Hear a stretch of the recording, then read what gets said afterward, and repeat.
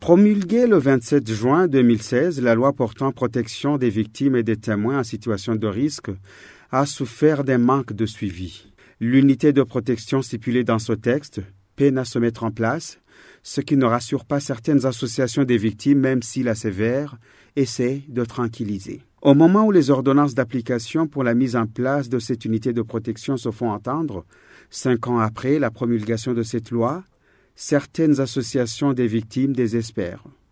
Elles vont jusqu'à se demander si ce ne serait pas risqué d'aller se confier à la commission Vérité et Réconciliation et faire des dépositions sans une certaine garantie de sécurité. Dans son article 12, cette loi stipule que l'unité de protection est l'organe responsable de la mise en place et de la coordination des mesures de protection, de soutien et d'assistance à l'égard des victimes, des témoins et d'autres personnes courant un risque à tous les stades de la procédure judiciaire. Dans son article 13, cette loi indique que cette unité de protection comprend notamment des spécialistes de la sécurité, du droit, de la santé mentale, des questions liées au genre et de l'assistance psychosociale. Pour Terence Mouchano, vice-président de l'association AC Génocide, la non-application de cette loi de protection des victimes et témoins est un grand handicap, tout comme l'absence d'une composante étrangère au sein de la commission Vérité et Réconciliation. Ce qui pourra rassurer tout le monde, il faut que la composition de la commission Vérité et Réconciliation inclurait les membres des Nations Unies, de l'Organisation des Nations Unies.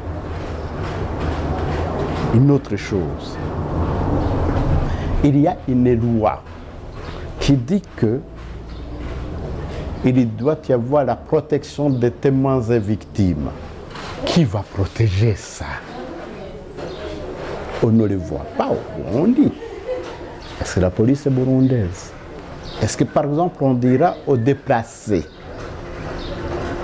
on dira aux réfugiés de venir, de faire des positions? Ils ne le feront pas parce qu'ils ne se sentent pas protégés. Donc, dans la composition de la sévère, il doit y avoir l'Organisation des Nations Unies. Dans la protection des témoins et victimes, il doit y avoir des représentants des Nations Unies. Parce que les crimes relèvent du droit international. En dehors de cela, on ne peut pas être jugé parti. Un Hutu ne peut pas juger les Tutsis. Un Tutsi ne peut pas juger les Hutus. Parce que le conflit réside dans ces deux communautés, dans ces deux ethnies.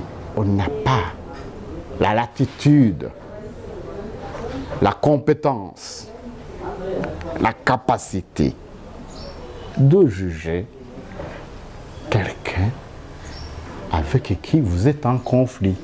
On est parti au procès, donc on ne peut pas être juge. Malgré toutes ces réticences, la sévère tient à rassurer. Selon son président, Pierre Claver Ndaïcharie, il y a eu des dépositions et des témoignages et personne n'a été inquiété. La sévère a pris quelques dispositions. Partout où nous sommes passés, je vais vous dire 2 choses importantes. La première sécurité des témoins, c'est d'abord une sécurité personnelle. Personne, jusqu'à ce jour, n'a été inquiété pour avoir témoigné. Nous avons des bateaux aussi qui ont témoigné, nous avons des Bahutus qui ont témoigné, nous avons des simples citoyens qui ont témoigné. Personne n'a été inquiété. Deuxième sécurité pour les témoins, c'est la communauté. La communauté protège les uns et les autres. Et enfin, il y a les institutions. Chaque fois que quelqu'un est inquiété, nous sommes au courant, ils ont nos téléphones, nous lançons le message du sommet vers le bas.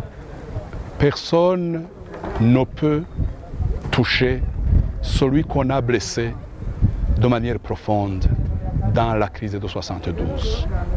La preuve, c'est que parmi les témoins qui nous parlent, qui nous éclairent, nous avons des Bahutus, des Batutsi et des Batois, des anciens fonctionnaires de la magistrature, de la Sûreté nationale, de la fonction publique, les anciens militaires en opération, qui nous disent oui j'ai opéré, oui j'ai tué, mais j'étais sous l'ordre de la hiérarchie. Les administrateurs communaux qui nous ont dit oui j'ai tué, oui j'avais des armes, mais c'est elle qui nous a donné les armes.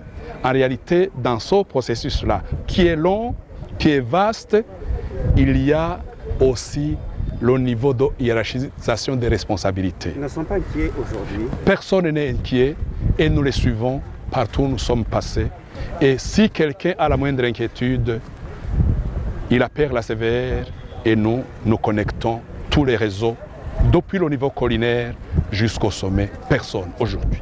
Dans ces dispositions, cette loi du 27 juin 2016 portant protection des victimes et des témoins en situation de risque prévoit même la réinstallation des personnes à protéger auprès des pays étrangers afin de s'assurer de leur sécurité.